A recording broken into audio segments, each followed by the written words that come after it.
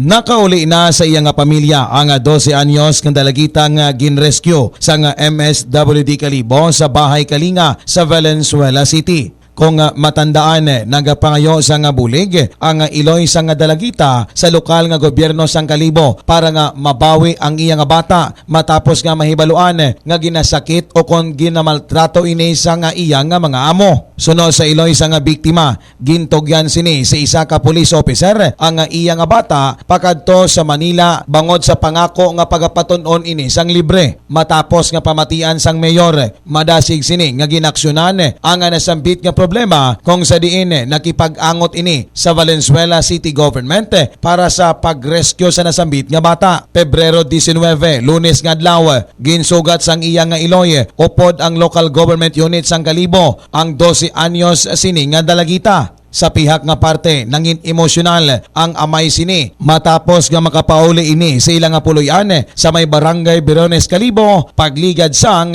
anom ka mga tinuig. Balita Regional, gikan diri sa probinsya sa Ngaklan. Ako si K5 Leonard Viray para sa kampiyon nga serbisyo publiko ag kalingawan sa Kalibo. K5 News FM.